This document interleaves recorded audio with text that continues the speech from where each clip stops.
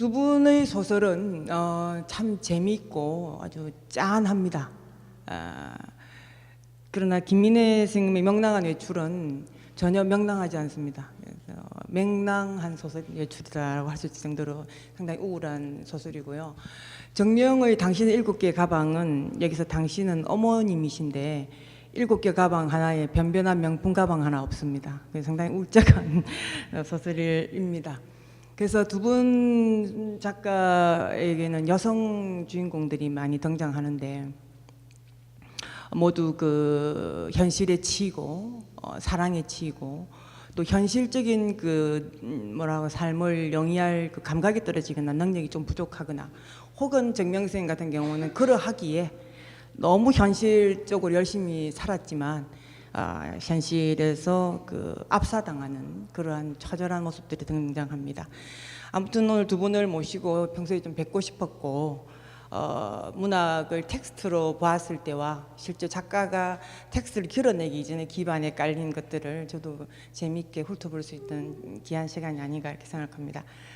두 분 선생님에게 그 소설이란 무엇인가요? 소설가로 산다는 것은 무엇인가가 참 궁금합니다. 김민혜 선생님의 프로필의 특이함은 수필에서 시작하여 소설로 전환하셨습니다. 그랬을 때 그 어떤 그 각오가 대단하실 것 같은데 소설이란 어떤 것인가 하는 것을 알고 싶고요.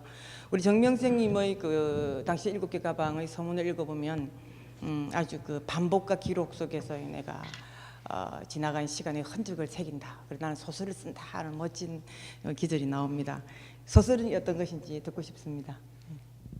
뭐 수필 처음에 이제 뭐 글쓰기를 해보자 생각하고 뭐 소설적인 제가 뭐 역량이 너무 없으니까 일단 뭐 수필부터 몇 편 썼는데 뭐 지면에 좀 뭐 실리고 또 뭐 조그마한 또 상도 주더라고요.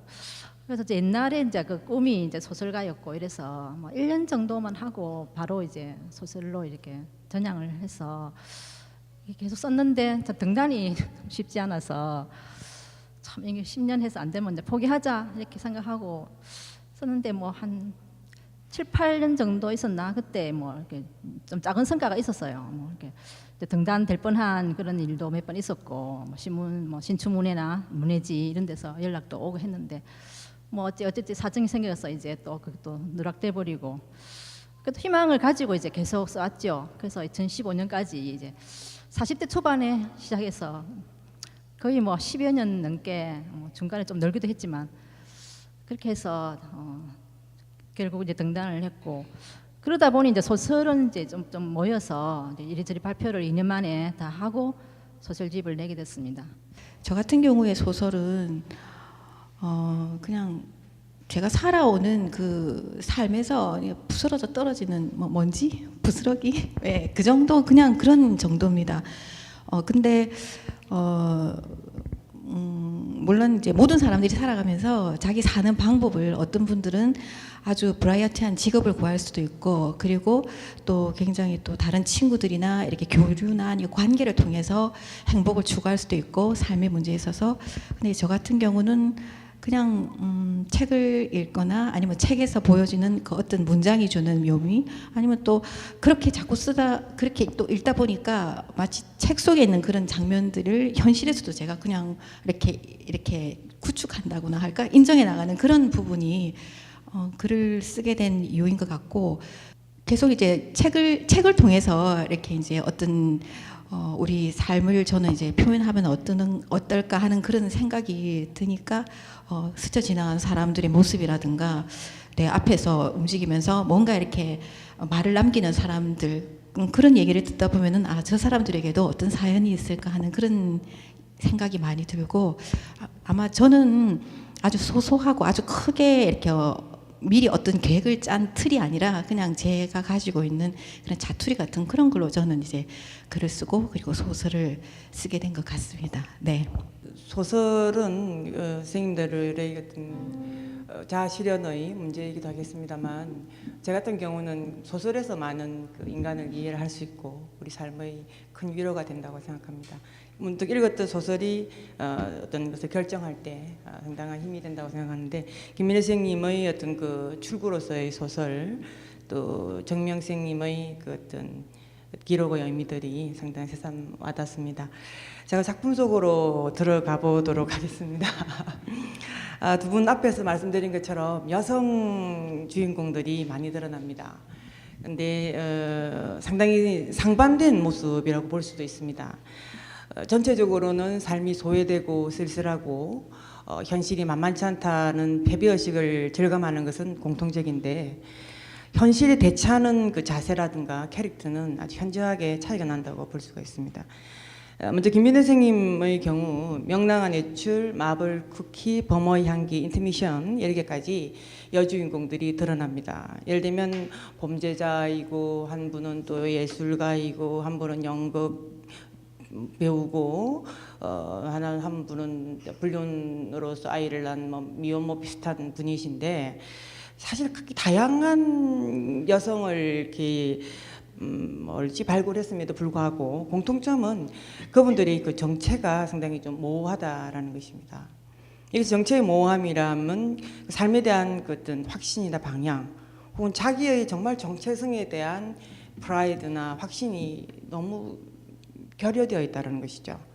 그렇기 때문에 어떤 엉뚱한 그 행동들을 할 수가 있다고 보여지기도 합니다.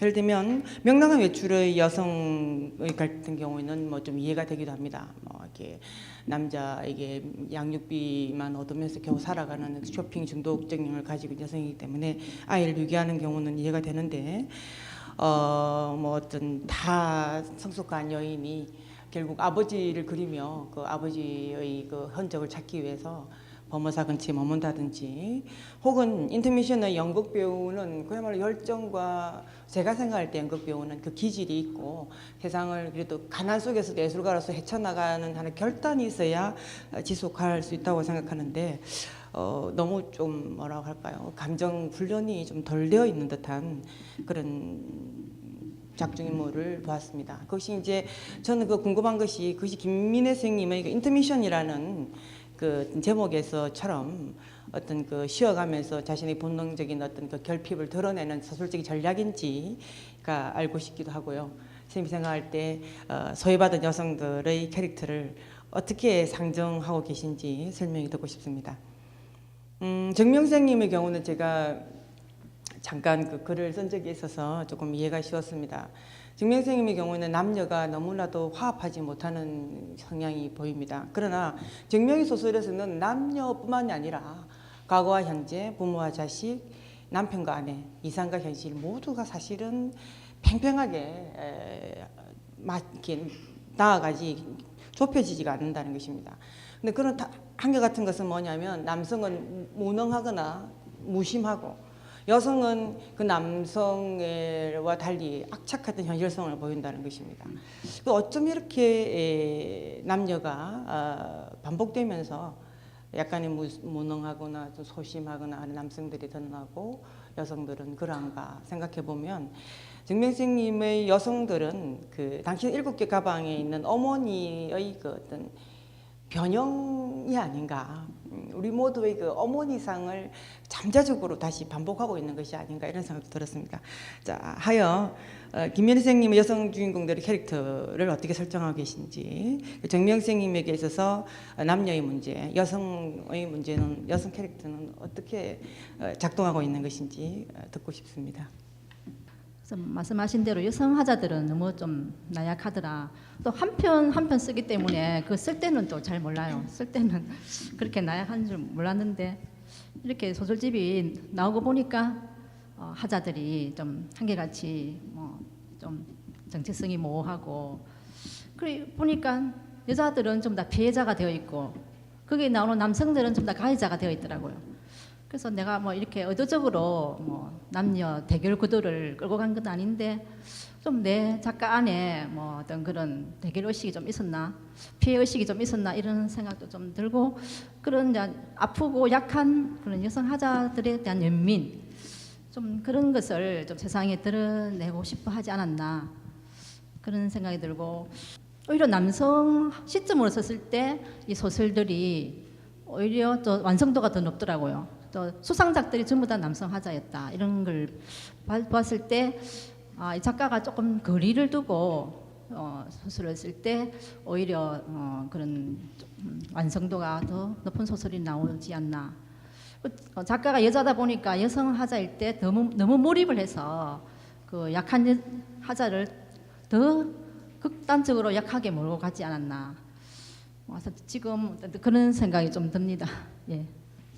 아, 네. 저는 저기 어머니의 변형이 아닌가 모든 그 나오는 그 지독한 가난도 있고 또 이해받지 못하는 여자에 대한 얘기 그리고 저도 사실 이 글을 쓰다 보면 한결같이 남자들이 되게 무심하면서도 벽이거나 무심하거나 아니면 그렇게 서로 김민혜 선생님 나오는 남성처럼 가해를 할 만한 그런 남자도 사실은 아닙니다. 어떻게 보면은 저는 제 소설을 저도 쓰고 보면은 제 무의식 속에 뭐가 있는지 잘 모르겠지만 이 남자들의 세계는 전혀 아니고 오히려 저희 그 소설 속의 세계는 오히려 어머니와 그리고 딸과 또 외할머니와 딸과 또 손녀로 이어지는 그런 세계일 수도 있다는 생각을 저도 사실 하기 때문에 도대체 내가 이 남자라는 존재를 여기서는 어떻게 꾸리고 있나 저도 좀 사실은 좀 생각을 좀 하는데요.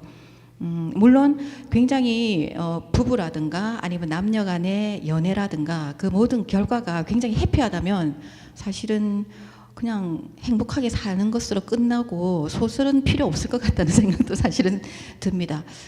굉장히 이상적인 결혼 생활, 이상적인 남녀 간의 그 서로가 쓰다듬어주고 배려하고 그렇게 굉장히 좋은 얘기는 그냥 소설까지 가지 않고 그냥 행복하게 꿈꾸듯이 살고 가면 되는데 그 제가 보는 그런 남녀간은 언제나 그 관계에 있어서는 힘의 구도라든가 아니면 누군가가 더 배려를 하고 누군가가 더 신경을 쓰지만 그 뒷면에는 무심하거나 그것을 당연히 받아들이거나 아니면 그조차도 이해해주지 않는 그런 관계가 저는 있다고 보거든요. 물론 그게 굉장히 이제 불행한 여자 같은 경우는 아주 모든 상태가 그런 식으로 흘러가겠죠. 저 같은 저는 이 얘기들을 취재를 하거나 이런 건 아니고 제 주변에 있는 많은 사람들 적어도 한 10명, 20명의 이제 친구들이 있으면 그 중에 한 60% 이상에서 듣게 되는 그런 다양한 얘기들 그리고 또 제가 봐온 그 이제 친족 간의 어르신의 얘기들 보면은 하여튼 모여서 얘기를 하거나 언제나 결론이 나오는 거는 굉장히 서로가 이해받지 못하고 서로가 뭔가 고통을 느끼지만 여기 와서야 하소연을 하는 그런 경우가 좀 많이 있었더라고요. 그래서 이 어머니의 이미지는 여기서 굉장히 발랄하면서도 굉장히 힘들어도 꿋꿋하게 좀 힘을 주면서 좀 어떻게 보면 좀 가식적일 수도 있지만 가장 별 볼일 없는 것도 좀 재밌게 이끌어 나가는 그런 어머니 이미지고 표제작이 아마 그렇게 되다 보니까 그러니까 이 주인공 이 여자의 이제 나라는 인물도 어쩐지 어떤 관계에서도 남자가 이렇게 뭔가 힘과 사랑을 주지 않을 때 그것을 굳이 남자에게서 구하지는 않고 자기 스스로가 예를 들어서 만약에 그 여자의 재능이나 직업에 관계없이 내가 꾸려서 내가 내 필요한 물은 내가 우물을 파서 내가 먹겠다라는 그런 식으로 저는 이해를 좀 해요. 왜냐하면은 관계에 있어서 누군가에게 뭘 달라고 애걸복걸 하는 것 자체는 저는 조금 저한테는 좀 의미가 없는 거였거든요. 자기가 필요하면 자기가 만들어서 써야 된다는 생각을 하고 있기 때문에 여기서 이 인물들도 되게 열악한 상태에서 지금 뭔가를 만들어내고 이런 몸짓을 하는 것 같다고 저는 느껴집니다. 네. 김민혜 선생님과 그 정명 선생님 소설은 그 역설적으로 아이러니하게 또 오히려 현실을 제대로 진단하고 있는 소설이다. 우리는 본능제가 이야기했습니다만은 살아보니까 그렇더라고요. 제일 중요한 게 가장 가까이 있는 배우자의 그 성향이 너무 중요하다는 것이죠. 그래서 배우자의 벽을 넘을 수 있을 것인가. 특히 남자들은 그렇잖아요. 50 넘어가면 제일 중요한 사람 아내, 두 번째 처, 세 번째 집사람, 네 번째 엄마 이렇게 이야기한다고 하지 않습니까? 그처럼 너무나도 중요한 배우자라는 것입니다. 그런 속에서 우리가 앞으로 정말 결혼에 대한 거, 배우자 상에 대해서 그리고 뭐 요즘 비혼과 결혼 이런 시대라고 하는데요. 이게 더 썰썰해지고 더 사실은 비겁해지고 더 책임을 유기하는 이런 시대에서 헤쳐나갈 것이 단순 여성의 주체성이다, 페미니즘이다 이런 구호식보다는 보다 교활하고 치열한 결혼에 대한 전략적인 소설이 양산되어야 된다고 생각합니다. 그래야 제가 수업 시간에 쓸 수 있습니다. 마블 쿠키, 김민혜 쌤 마블 쿠키 같은 경우도 저는 이제 정말 궁금해가지고 제가 몇 번을 읽었습니다. 재밌기도 하고. 이 마블 쿠키 속의 남편은 선생님 이 아이 유기에 협조를 한 것인지 뭐 이런 궁금증도 생기고요. 이 부부가 있던 사랑했으나 아이를 잃고 변질된 것인지 실제 건태로워서 아이를 어떻게 이런 상상까지 드는데 제가 오독인지 모르겠습니다만 선생님 조금 더 설명을 좀 해주셨으면 좋겠습니다. 그 마블 쿠키가 이제 뭐 좀 많이 이렇게 막 개작을 하고 막 좀 이렇게 돌아다니다 보니까 이제 막 결말이 막 몇 차례 이렇게 좀 바뀌었는데 그래서 마지막 결론은 이제 그 남편이 그 이제 애인과 함께 공모를 했다. 이제 좀 더 이제 극단적으로 이제 가자 이제 그렇게 된 거죠. 그 소설 결말을 이제 고민을 하면서. 예, 그렇죠. 애가 사진에 이제 뭐 나와 있는 것처럼 이제 너무 좀 그 극단적인 그런 설정이라고 저도 그렇게 생각합니다. 정신병원에 좀 더 극단적이었으면 좋겠습니다, 선생님. 극단을 극단화하시기 바랍니다. 더 예, 극단. 이게 제가 잘 읽었나 오독을 하지 않도록 우리가 차라리 가슴이 먹먹해질 정도로 차라리 본능을 그 어떤 교활함을 또 이기심을 할 수 있었으면 좋겠다 생각이 들었습니다. 그럼 나중에 이야기할 생각이었습니다만, 자 아무튼 세 번째 질문으로 들어가도록 그렇게 하겠습니다. 앞에 질문이 나오기도 했습니다만은 김민혜 선생님의 경우 이제 미혼모 이야기도 나오고 또 마블 쿠키에서는 남편이 그죠 자식까지 이용해서 이렇게 썰썰하게 결혼 생활이 파탄에 이르게끔 만드는 부인을 정신병자로 만드는 것이죠. 이런 것이 드러나는데. 과연 이러한 그 문제들 말입니다.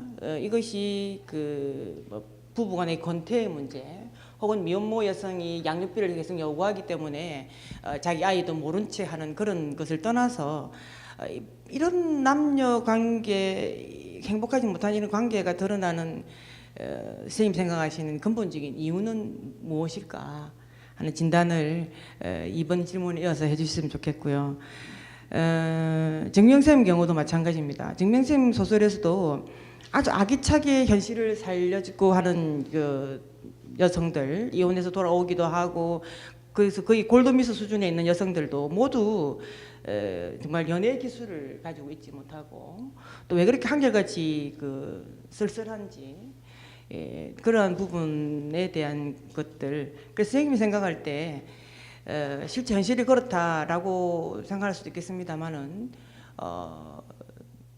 뭐 결혼이란 연애란 사랑에 대한 것은 어떻다고 정의하는 것인지 한번 매듭을 짓고 3번을 넘어가도록 하겠습니다. 예. 남녀가 뭐 정말 뜨겁게 사랑을 하고 또 뭐 안정적인 가정을 가지고 이제 이러면 이제 뭐 소설이 안 되잖아요. 그래서 이제 뭐 자꾸 어긋나게 가고 이제 불온하고 이제 불화하는 이제 이 세상을 이제 이 작가는 자꾸 쑤셔서 비틀고 자꾸 드러내야 된다는 그런 의식이 있기 때문에 이 남자도 고독하고 여자도 고독하고 이제 모두가 고독해서 이제 이 관계 맺기에 자꾸 실패를 하고 그러다 보니까 사실 이런 것도 사실 현 세태의 반영이라고 저는 보는데. 뭐 가족이 해체되고 뭐 1인 가구 증가가 되고 뭐 파편화되고 뭐 이렇게 지금 이 가속도로 이게 흘러가고 있잖아요. 뭐 이게 점점 더 뭐 가족이 더 안정적으로 가면 이런 소설이 또 이상하게 또 보일 수도 있지만 이런 뭐 가족 해체가 뭐 더 가속화되어 가니까 좀 뭐 제 소설이 전혀 이상하다고는 생각이 안 들고 정말 뭐 사랑이라든지 뭐 연애, 결혼 이런 게 뭐 그렇게 뭐 무난하게 안정적으로 흘러간다면 뭐 소설가들이 그런 뭐 소설 쓸 거리가 있을까 이런 생각이 듭니다. 그래서 어쨌든 작가는 뭐 그런 드러나지 않은 부분을 자꾸 뭐 그늘진 부분 이런 거를 자꾸 찾아내고 그런 걸 하는 게 의무라고 그런 사명감이라고 생각하기 때문에 좀 이해가 불가하다 이런 생각이 들 수도 있지만 그런 관계 회복에 대해서 독자에게 그런 관계 회복을 그런 문제를 좀 제시한다는 측면에서 저는 그렇게 쓴 것 같습니다. 예. 예, 제가 잊어버리기 전에 말씀드리면 선생님 그 소설에서 그 이런 약간의 그 질문이 상당히 재미있고 감동적이면서도 약간의 석연치 않은 아쉬움이 있는 것은 제가 생각할 때 제가 김민희 선생님이 그걸 앞으로 써서 될지 모르겠습니다만 1인칭 주인공 시점으로 한번 푹 빠져서 보는 것도 괜찮지 않을까 이런 생각이 들었습니다. 그래서 그 여성이 그 여자 이렇게 나오지 않고 정말 그 내면을 이 분열하는 내면을 한번 좀 정직하게 드러내 봐야만 진단이 나올 수 있다고 생각하거든요. 그래서 나가 드러날 경우에는 보통 1인칭 관찰자로 나와서 이렇게 뭐 게이트 같은 경우는 추적한다든지 하고 보통의 경우는 아주 재밌는 캐릭터인데 여자로 이렇게 좀 나오니까 그 어떤 모성의 분열, 성욕의 분열, 남성이 여성에게 정말 진절이 나고 떨어져 나갈 수밖에 없는 그런 부분을 자기만 모르고 막 이야기하는 것을 좀 더 극화해서 진단이 된다면 김민희 선생님 소설이 정말 그 문제의식을 제대로 발현하고 있지 않을까 하는 생각이 들었습니다. 여기 오신 분들 다 소설을 쓰시는 분들이고 하지만 제가 생각할 때 그 소설도 결국에는 그 소설의 결은 쓰는 작가가 이끌어가는 것이고 그 모든 작가의 성향을 다 담는다고 생각이 들거든요. 그래서 똑같은 결혼 생활이나 똑같이 남녀 간의 문제도 쓰는 사람에 따라서는 이거 분노와 폭발을 할 수 있는 경지에 또 이르게 할 수도 있고 또 어떤 분들은 굉장히 전혀 그렇지 않은 그러니까 담담한 점을 찾아내기도 하고 사람의 다양성이 아마 그런 데 있지 않을까. 연애를 아주 잘하는 아주 아까처럼 말씀하셨듯이 연애의 기술이 있는 분들이 또 있을 수도 있고 그 모든 게 다 인생의 저는 기술이라고 생각이 들거든요. 그래서 아주 어렸을 때 굉장히 또 뭐 공부를 잘하거나 아니면 주위를 감동시킨 사람도 있을 거고 그러다 또 어느 나이가 들면서는 연애나 아니면은 사회에 굉장히 또 적극적으로 뛰어들면서 또 그 파도를 잘 타는 사람들이 있는데 제가 생각할 때 여기 나오는 주인공들은 결혼의 기술이 모자라서라기보다는 근데 결혼에 대해서 그다지 크게 제 생각에는 받아들이는 아니 여기에서 크게 의미를 부여하기보다는 오히려 자기 자신 내면에서 더 자기 혼자 있을 때라든가 자기 혼자서 뭔가를 구축할 때 더 기쁨을 느끼는 존재가 아닌가 그런 생각도 들고 그리고 사실 제가 되게 조금 20대 때 저한테 좀 많이 좀 의미 있는 소설은 또 약간 좀 이것도 뭐 유행을 타는 것일 수도 있지만 저는 그때 생의 한가운데라는 니나가 나오는 그 부분을 굉장히 감동을 많이 받았거든요. 그래서 누구에게도 속하지 않고 누구에게도 도움을 받지 않고 자기 혼자서 또 새벽에 짐을 싸서 또 다른 곳으로 떠나는 그런 여자에 대한 이미지가 어떻게 보면은 이 사회 제가 생각할 때 굉장히 이렇게 독립적이고 그리고 또 의미가 있는 그런 여자의 행보라고 생각이 좀 들었습니다. 물론 여기서 우리는 유목민이 아니고 여기서 정착을 하면서 살아가는 그런 사람이지만 때때로 그 생각이나 머릿속의 생각은 몸은 현실에 이렇게 결혼 생활이나 아니면 사회 생활이나 직장이나 모든 관계에 매여 있지만 제가 생각할 때 이 삶은 사실은 살아갈수록 상처는 굉장히 많이 남거든요. 아무리 행복한 삶을 산다 하더라도 저는 제 생각에는 자기가 순수했던 시절 내지는 유년의 시절에 받았던 자기가 세상을 바라보는 그것만큼 더 순수하고 좋은 것은 없고 그 이후는 굉장히 많이 상처를 입고 또 극복하고 또 체념하고 그러면서 또 새로운 또 재미를 찾아가면서 그냥 새 속에 또 파묻혀 사는 그런 사람들이 오히려 또 삶의 기술이 많은 사람들인데 여기 나오는 이 주인공들은 그런 기술적인 부분에서는 약하고 또 오히려 그 기술을 그다지 습득하려고 하지 않은 그런 사람인 것 같은 생각도 들고 남자에 대해서 내가 얼마나 뭔가 이렇게 기대를 하지 않고 이렇게 사는 사람인가. 그래서 저는 물론 굉장히 배려를 하는 것도 좋지만 일단 자기 남자든 여자든 모든 관계에 있어서는 자기가 독립적으로 서고 난 뒤에야 다른 사람에게 그 다음에 베풀어 줄 수 있는 그런 존재인데 여기 있는 이 사람들은 나이가 들어감으로써도 자기 독립적으로 좀 서기가 힘든 부부 관계가 아닌가. 예, 그래서 여자는 고독을 느끼고 그러면서 이제 더 달라고는 하지 않고 자기 혼자서 작은 것으로도 만족하는 그런 사람이라고 생각이 듭니다. 네. 소설가 선생님들은 보다 풍부한 상상과 풍부한 경험, 평론가도 마찬가지로 풍부한 경험을 하면서 감각의 청기를 넓혀야 되지 않을까 생각해 봅니다. 자, 저는 그 서술 기법과 그 서술 전략 이것에 대한 궁금증을 가졌습니다. 제가 그 김민재 선생님 작품을 재밌게 읽었다라고 했던 것은 그 김민재 선생님 쓰고 계신 추리 기법입니다. 그래서 이것이 1인 주인공으로 쓰였을 때보다는 결과적으로 아쉬웠지만 저를 사로잡을 수 있는 것은 상당했다는 것이죠. 추리 기법의 케이트 작품 마블 쿠키 추리 기법을 사용하셨고 또 재밌는 것은 선생님 소설 곳곳에 약간의 절취라고 해야 되나 절도라고 해야 되나 그런 모티프가 나옵니다. 정크 퍼포먼스에서도 점유 이탈자니까 그 돈을 결국은 그 화단에서 주어가지고 그걸 줄까 말까 고민하다가 결국은 이제 그야말로 정크 퍼포먼스를 하는 것이죠. 예술가에게 줘서 돈 가지고 한번 자본주의를 한번 희롱해보자. 돈 가져갈래 안 가져갈래 한번 해보자. 중고차에서 해보자. 이것도 있고요. 그 다음에 명랑한 외출에서도 그 어떤 그 여성이 절도벽이 있습니다. 그래서 아이 옷도 백화점에서 훔치고 지 옷도 백화점에서 훔치고 뭐 이러거든요. 그러면 결국은 자기가 필요하다 싶으면 약간 절도를 하는 거죠. 그 절도를 하면서 있는데 또 하나는 인터미션의 경우에는 연극인임에도 불구하고 그 다양한 감정을 소화해야 될 연극 배우가 뭐 이렇게 크게 연애를 하지 못했다라고 이렇게 이야기하면서 꿈에서 나 깜짝 놀랐습니다. 왠지 잘못 읽었는데 나중에 보니 꿈이더라고. 꿈에서 자기가 좋아하는 남자 집에 딱 꿈이죠, 선생님. 꿈에서 가가지고 이제 침대나 이런 데 딱 누워가지고 이 내 집이야. 그 어떤 자기 좋아하는 남자가 예인하고 딱 들어오는데 내 집이야. 이래가지고 꿈이니까 황당하게 둘이서 막 잘 지내는 알콩달콩 잘 지내는 것처럼 따당 보입니다. 어쨌든 그거는 이제 공간 점유.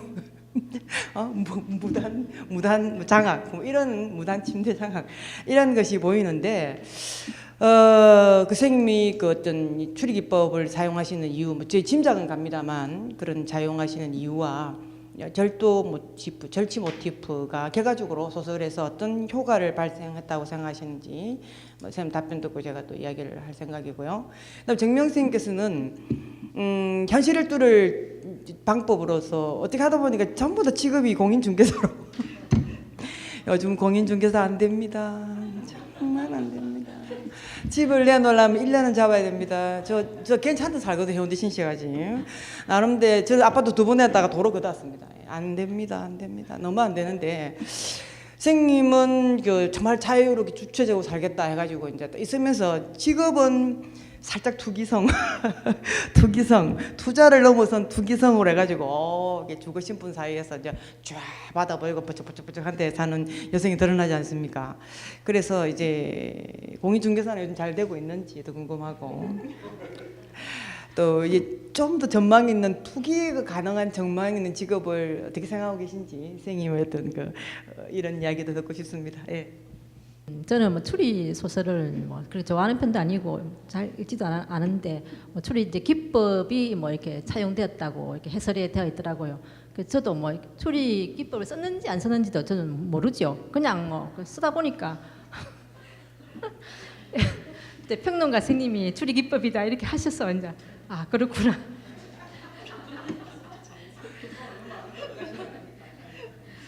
그런데 이제 그 정미숙 선생님께서도 이렇게 뭐 재밌었다고 하셨지만 저도 책을 읽으면 약간 이렇게 뭐 추측을 하고 막 추정을 막 범인이 누구지 하고 이런 걸 하면은 좀 재미가 있더라고요. 그래서 저는 뭐 순수 그런 소설 일반 소설을 쓰는데 추리 기법을 쓰는 그런 되구나 쓰면은 괜찮구나 이런 생각이 있더라고요. 그래서 뭐 마블 쿠키 뭐 아내가 잠든 밤이 제일 뭐 그런 기법이 많이 들어갔다 하더라고요.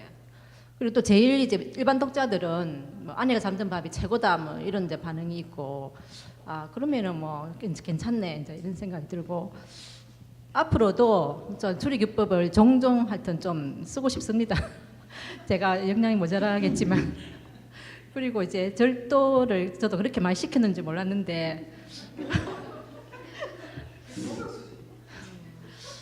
왜 이제 그렇게 했나. 소설이 이제 뭐 사실 안 되는 게 없잖아요. 소설에는. 그럼 뭐 범죄를 마음대로 저질러도 이제 뭐 아주 수습만 하면 수습만 하면 되는데 그 중에서도 절도는 좀 그래도 좀 순수한 편 아닙니까?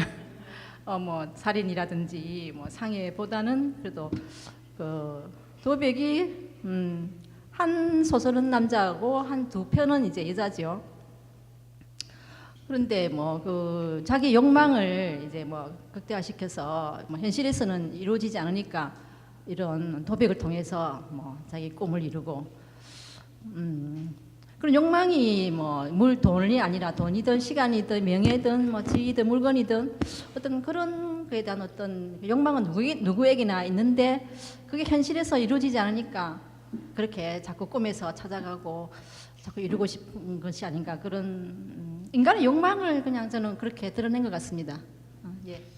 예, 선생님 그 인간 욕망이라고 해서 그 예를 들면 그 명랑한 외출에서 여성의 도벽 정도는 워낙 뭐 좀 포기했으니까 크게 기대를 안 했으니까 이해가 됩니다만은 저는 사실 전국 퍼포먼스에서 그 돈을 훔쳐가지고 예술을 하는 그 과정은 제가 볼 때 전국 퍼포먼스가 소설이 제일 좀 좋았고요. 좋았지만 굉장히 뭐랄까 슬프다 할까 좀 뭐라 할지 할 수 없는 기분이 안 좋았습니다.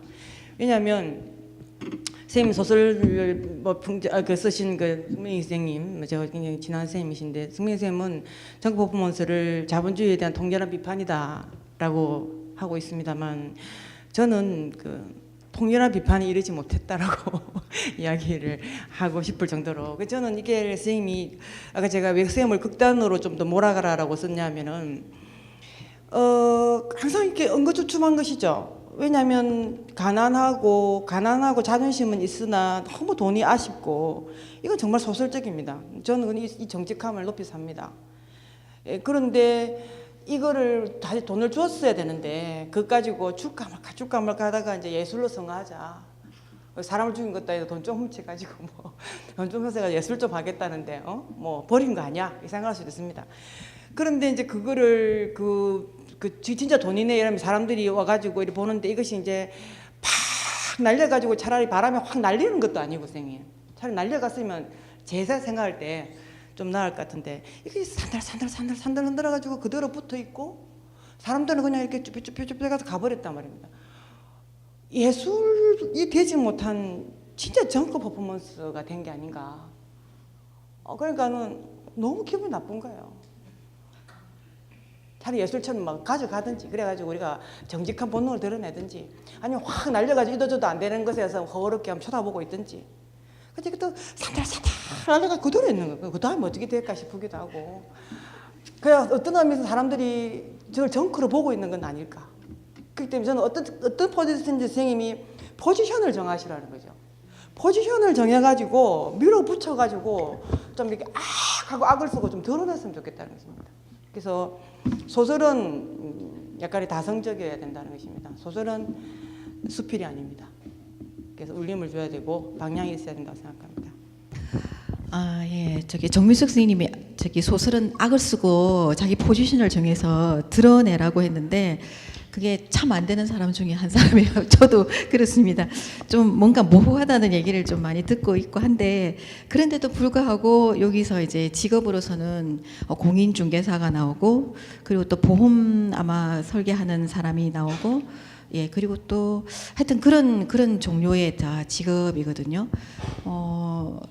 제가 이런 직업을 선택한 거는 사실 저희가 글을 쓰는 작가니까 사실은 따로 다른 직업을 정하기에는 아는 게 사실은 별로 없다는 생각도 많이 들었고 제 주변에 또 이런 케이스로 굉장히 많은 불을 축적을 하면서도 너무나도 불안하게 잠을 잘 때는 새우잠을 자는 그런 한 그 예를 제가 좀 알고 있어가지고 그러니까 오히려 이제 그런 분의 얘기를 쓰기는 물론 뭐 다른 분들은 좀 각색을 하고 쓰지만 저한테도 조금 좀 도움이 됐습니다. 그렇지 않고는 여기서는 직업이 많이 좀 없게 나오고 아까 말씀하셨듯이 굉장히 독립적인 여자로 서기에는 이 많은 여자들이 초반부터 이렇게 뭔가 이렇게 기반을 다지고 온 사람들이 아닌 거죠. 그러니까 예를 들어서 교육을 제대로 확실하게 받거나 아니면은 그쪽으로 자기가 역량을 모든 역량을 이렇게 총동원해서 자기의 한 직장인으로 섰다면은 분명히 이런 갈등과 이런 분노도 없고 어떤 경우라도 제 생각에 볼 때는 자기가 경제적인 독립을 먼저 이루게 되면은 그런 일이 없는데 근데 이제 어떻게 하다 보니까 주변에 뭔가를 나눠주고 살다가 오는 그런 어머니들 같으면은 그 마지막에는 자기가 해야 되고 자기가 손에 쥘 수 있는 거는 정말 남아있는 게 없는 그런 경우가 많거든요. 그래서 여기서도 물론 공인중개사도 사실은 저도 보면은 시험도 뭐 패스하기 어렵다 그러고 그리고 대도 안 된다는 얘기도 하는데 이 나오기 전에 한 5, 6년 전에는 되게 좋았던 때가 있습니다. 그래서 제가 그런 분을 한 분을 좀 알고 있었고 그럼에도 불구하고 혼자서 그 여러 집에 혼자서 자기가 살고 있는 그 모습이 굉장히 외롭고 자기도 외롭기 때문에 이사를 함에도 불구하고 이삿짐을 푼 적이 한 번도 없고 또 이사 갈 길을 자기는 바라고 있기 때문에 이것은 제가 생각할 때는 이 여자에게 있어서는 부는 또 전혀 이 정신적으로 이 여자를 완전히 뭐 독립을 시킨 거는 아닌 것 같고 그래서 제가 생각할 때는 돈으로도 이 뭐 이렇게 부나 이 부동산의 신화로도 이 여자 이 한 주인공을 편안한 잠을 자게 할 수도 없는 거고 그리고 또 다른 또 그러면 또 관계에 있어서도 어떤 가족 생활을 하면서도 잠들지 못하는 이런 사람들은 도대체 어디에서 잠들까 예, 저도 그런 생각이 좀 듭니다. 그런 데 대해서 앞으로도 더 좀 그런 외롭고 쓸쓸한 여자에 대해서도 더 쓰고 싶고 그리고 또 살다 보면은 제 생각에는 건강이나 아니면은 경제적이거나 아니면 관계에 있어서 참 행복하거나 저도 절대적인 행복이 뭔가는 저도 잘 모르겠습니다. 그래서 그냥 자기가 조금 자기가 원했던 것보다 그 가까이만 가면은 조금 자기가 이렇게 편안하다 아니면은 나는 나름 괜찮다라고 다 자위하면서 사는 그런 모습이기 때문에 다 저는 누구나 다 외롭다는 생각이 많이 들고 또 고독한 느낌도 들고 아무리 성공하고 행복하다 하더라도 그 느낌은 저는 떨치지 못할 거라는 생각이 들기 때문에 오히려 자기 자신과 더 소통하면서 쓰다듬어야 되지 않느냐 하는 생각은 제가 많이 갖고 있습니다. 그래서 부동산 신화는 없습니다.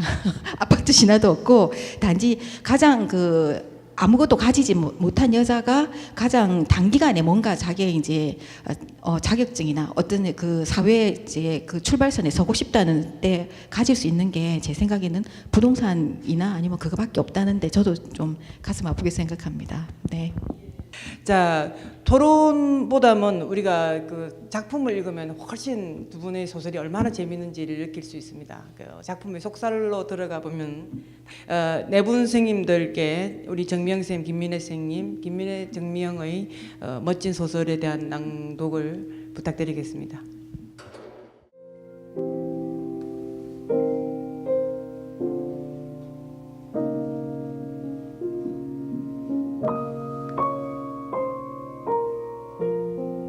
그때 어쩌면 이 몸속에서 어떤 낡은 관 하나가 심어져 있고 그곳에서 아무도 모르게 너희 내부가 조금씩 빠져나오고 있었던 게 아닐까 하는 생각이 잠시 스쳤다.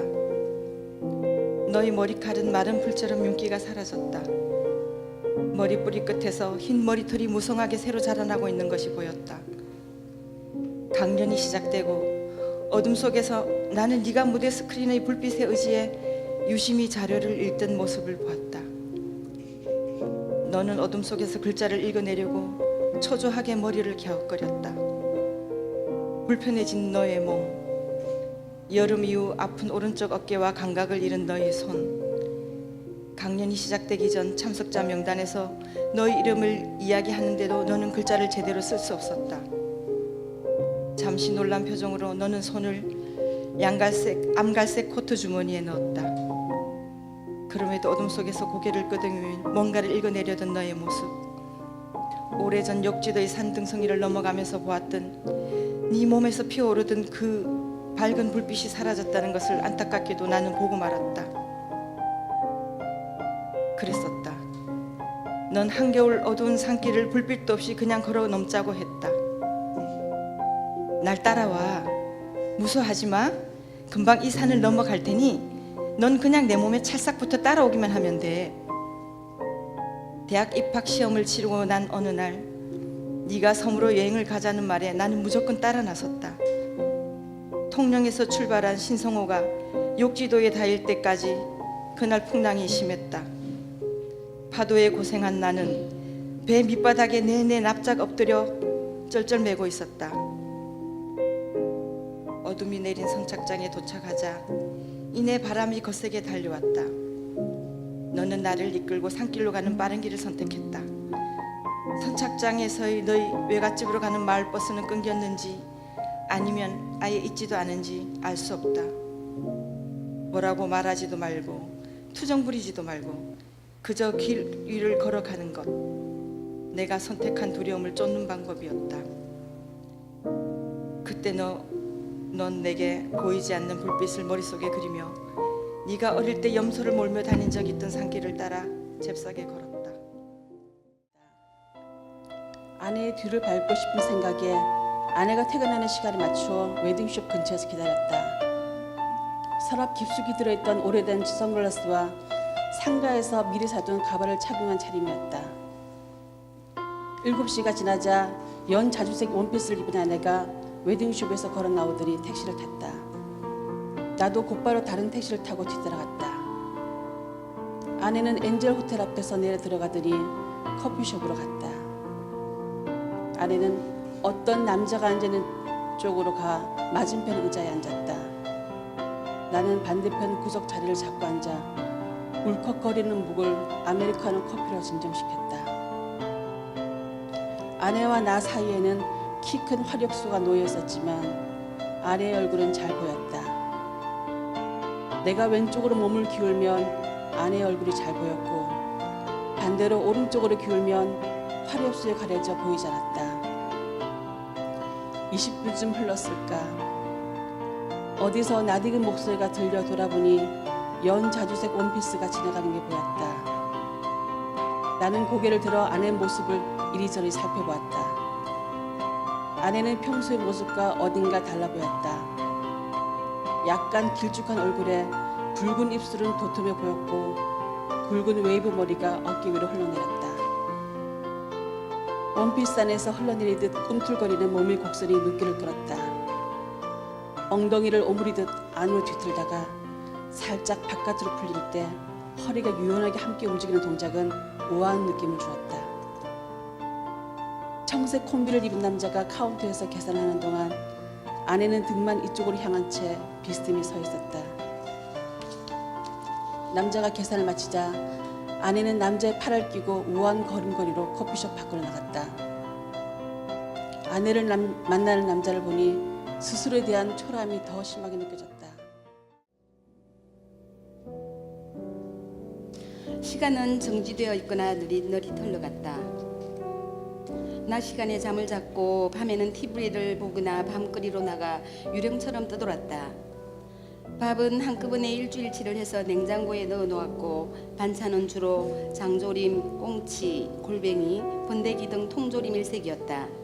그것조차 차리기 싫을 때는 짜장면이나 짬뽕을 시켜 먹기도 하고 구청에서 배식하는 국수를 녹숙자들 틈에 끼워 먹기도 했다.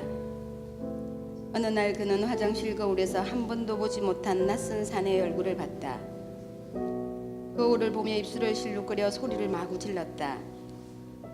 관자놀이가 지끈거리고 고막이 얼얼해지자 마침내 그는 거울 속 사내를 자신으로 받아들였다. 말할 상대가 없어 자신의 목소리와 이름을 들어본 지가 까마득하다는 생각에 때때로 헛기침을 내뱉기도 했다.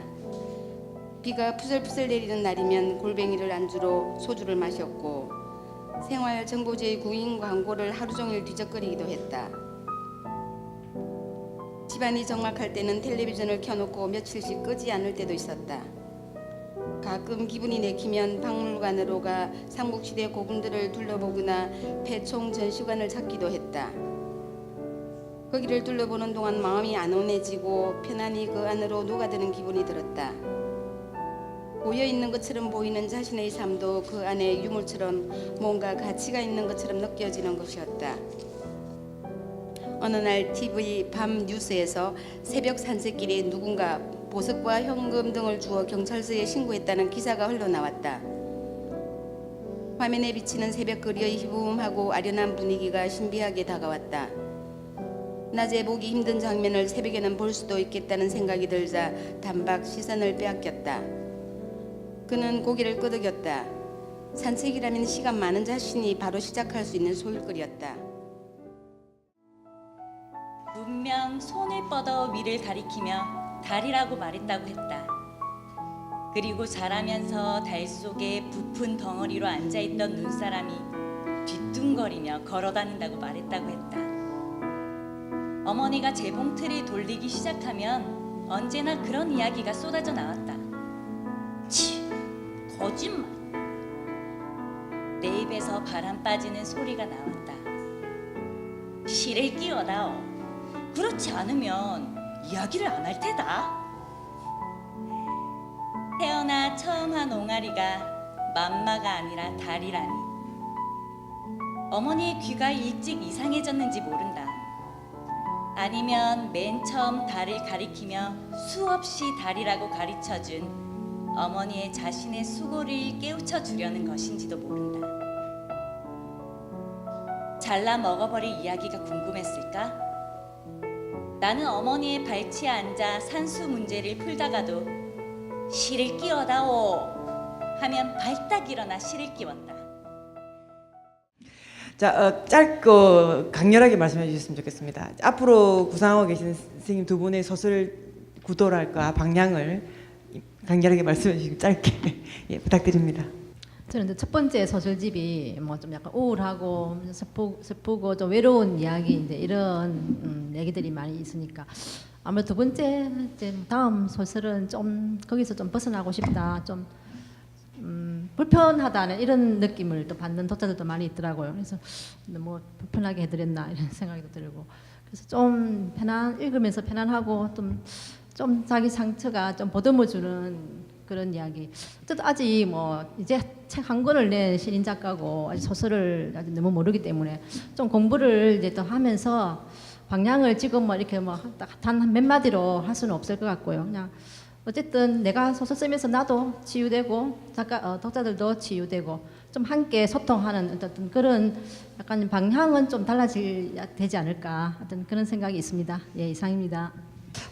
저도 사실은 뭘 쓸지 잘 모릅니다. 예, 저도 모르고 근데 제 바닥 속에 있는 것까지 확 다 긁어가지고 한 번은 사실 제 첫 번째 소설집은 등단할 때 10년 거의 한 8, 9년 전의 얘기고 이미 그 쓸 때도 오래전에 생각했던 저 어쩌면 유년 시절과 그 시절이 통과하는 거기 때문에 저도 사실은 좀 더 세련되면서도 아니 한 20, 30대 뭐 이런 소설을 쓰고 싶지만 아직도 제가 제 속에 남아있는 얘기가 더 남아있다면은 일단 제 스스로가 그냥 찾아가는 소설이 되지 않을까 싶고 저도 아직 뭐 어떻게 쓰겠다는 거는 전혀 예견할 수 없거든요. 그렇지만 제 속에서 후련해질 때까지 한번 바닥을 긁고 그리고 그 토대를 다지고 그 위에 좀 더 전략적인 글을 쓰면 좋지 않을까 하는 생각이 드는데 아직은 저는 야성적이고 좀 더 제 본능적인 소설, 본능이라고 아주 뭐 이렇게 거대한 건 아니지만 제가 가진 본능에 충실한 소설을 쓰고 싶습니다. 예, 고맙습니다. 예, 짧게 마무리하겠습니다. 저는 여러 시간을 가질 때 행복하지만 가장 행복한 시간은 소설과 시를 읽을 때입니다. 이게 진심입니다. 아부하는 것이 아니라. 그래서 매번 반합니다. 어쩜 이렇게 소설을 잘 쓰는가. 일단 읽을 때 너무 반하고 평론가니까 어떻게 잘 쓰냐 이렇게 생각하는 것인데 정말 소설가와 시인 너무 훌륭한 분이라 생각하고 전 앞으로 노후를 시와 소설을 읽으며 글 쓰며 사는 것을 제 인생의 목표로 삼고 있습니다. 진심입니다. 너무 행복한 시간이었습니다. 감사합니다. 고맙습니다. 네, 감사합니다. 감사합니다.